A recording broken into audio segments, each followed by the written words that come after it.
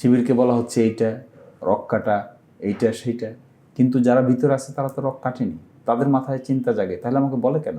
তাহলে মিথ্যা বলে, না জেনে বলে। না হলে এত কিছুর পরে তো থাকারই কথা না, এত কিছুর পরে তো এটা অনেক উইক হয়ে যাওয়ার কথা। শিবিরকে নিয়ে যে পরিমাণ অপপ্রচার হয় বা প্রচার হয়, আর শিবিরকে আমরা যেভাবে দেখি ভিতর থেকে, তাদের কাছে আর এই প্রচারণার মধ্যে একটা পার্থক্য থাকে।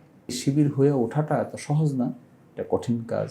শিবির হয়ে ওঠা, এই যে একটা কথা, এই কথাটা বিভিন্ন জনের কাছে বিভিন্ন রকম।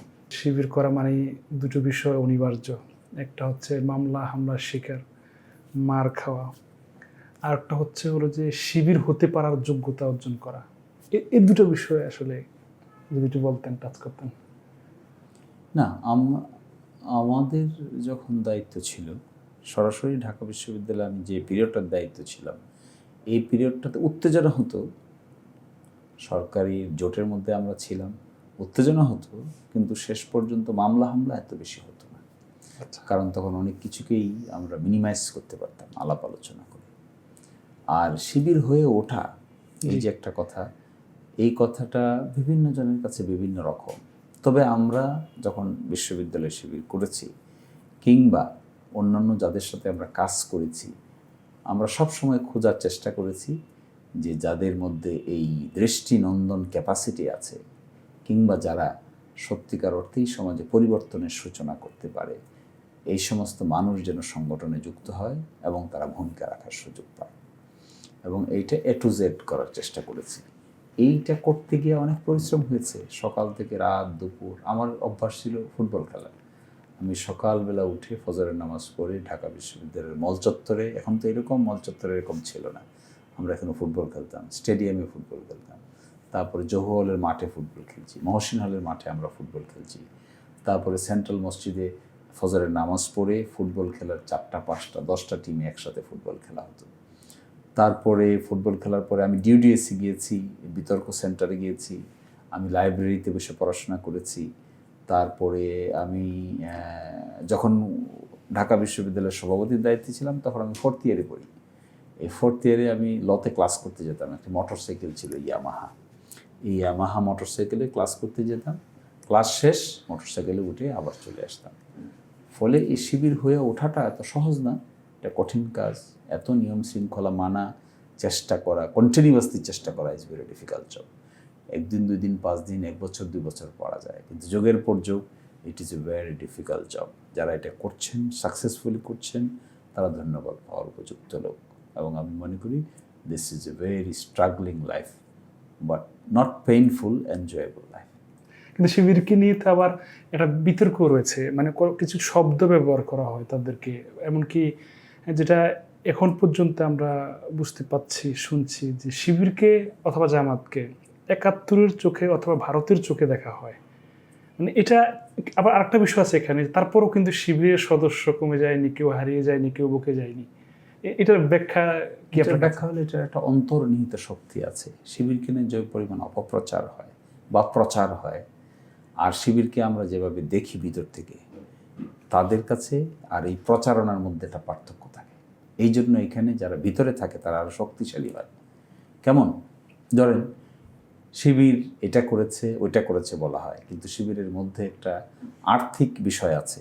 এই আর্থিক বিষয়ের ট্রান্সপারেন্সিটা, অ্যাকাউন্টেবিলিটিটা, হিসাব, অডিট, এই যে একটা বিউটিফুল জায়গা, এই বিউটিফুল জায়গা শিবিরকে অনেক বেশি শক্তিশালী করে তোলে।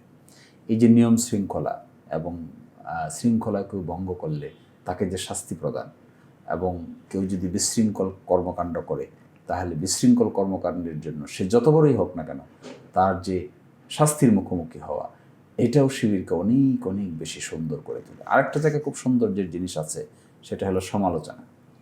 শিবির একজন ব্যক্তি আরেকজন ব্যক্তিকে সমালোচনা করে, তা না হলে সামষ্টিকভাবে করে, মিটিংয়ে করে, এবং এই যে সমালোচনার প্রক্রিয়াটা, এই প্রক্রিয়াটি ইজ অলসো ভেরি বিউটিফুল।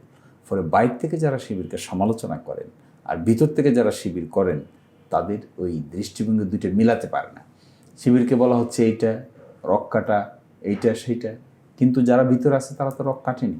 তাদের মাথায় চিন্তা জাগে, তাহলে আমাকে বলে কেন? তাহলে মিথ্যা বলে, না জেনে বলে, কোন কালে কার কী হয়েছিল তা আমার উপর কেন আসবে? তখন সে আরও শক্তিশালী হয় মেন্টালি।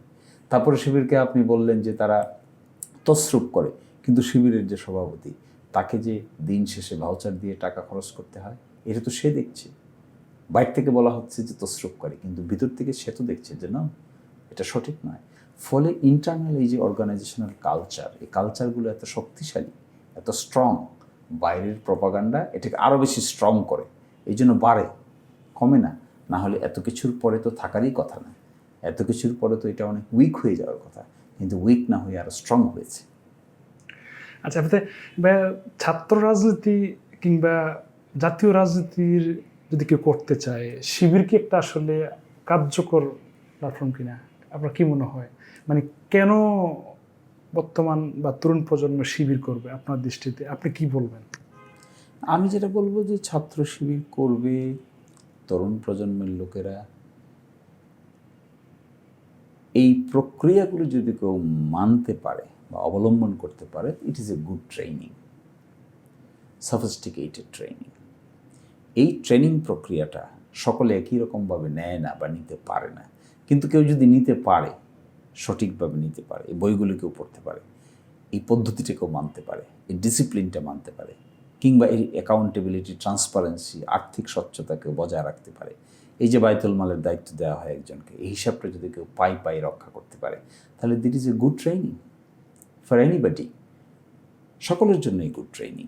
এই ট্রেনিং প্রক্রিয়াটা ইন্টারনাল পার্ট সংগঠনের সিস্টেমের মধ্যে আছে।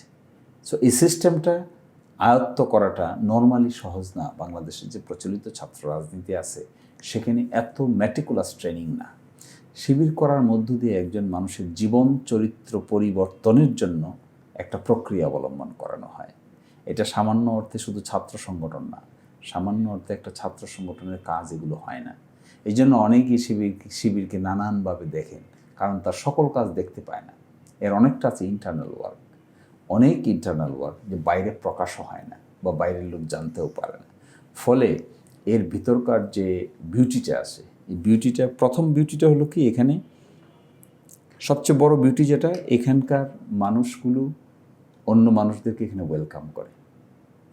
সেকেন্ড বিউটিটা হলো আর্থিক স্বচ্ছতা। থার্ড বিউটিটা হলো সমালোচনার যে পদ্ধতিটা আছে, এটা খুব বিউটিফুল। আর ফোর্থ বিউটিটা হলো এই প্রক্রিয়ার মধ্য দিয়ে কাউকে কেউ নিচের দিকে আনতে চায় না, সকলেই আরেকজনকে উপর দিকে ঠেলে দিতে চায়। এই যে একটা কালচারাল অ্যাপ্রোচ, এই কালচারাল অ্যাপ্রোচটার জন্য শিক্ষণীয় একটা বিষয় হয়ে দাঁড়িয়েছে। ফলে আমি মনে করি কেউ যদি করতে চায়, মানতে চায়, শুনতে চায়, বুঝতে চায়, this is a good process. কিন্তু এখানে একটা ব্যাপার যে নেতৃত্ব, মানে আমি নেতা হতে চাই, শিবির সভাপতি হতে চাই, সেক্রেটারি হতে চাই, এই মনোকামনা বা ভাষণাটা তো প্রকাশ করা যায় না, এটা আমরা শুনছি। এতে করে মানে এমনকি লক্ষ্য হতে পারে না যে শিবির করব, নেতা হব, কিন্তু এটা তো একটা বাধার মতো মনে হয় যে এই প্রবণতা থাকা যাবে না, আমরা যতটুকু জেনেছি। এটাকে আপনি কীভাবে দেখেন? ইটস গুড, কারণ এটা তো আর হঠাৎ করে কেউ তার নেতা হতে পারে না।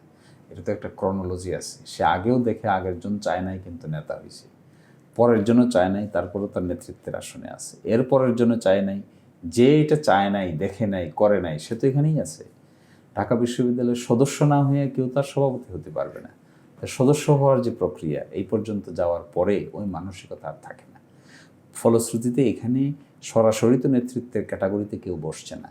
নেতৃত্বের ক্যাটাগরিতে বসার আগে কয়েকটা স্টেজ পার হইতে আসছে। এই স্টেজ পার হতে হতে এই মেন্টালিটির মধ্যে, মনোবাসনার মধ্যে, মনোজগতের মধ্যে বৈপ্লবিক পরিবর্তন হয়ে যায়। ফলে তারপরে কে নেতৃত্বের আসনে বসলো, কে বসলো না, তার চাইতে বেশি ইম্পর্ট্যান্ট কী কাজ করলো আর কী কাজ করলো না, এটাই ইম্পর্ট্যান্ট হয়ে দাঁড়ায়।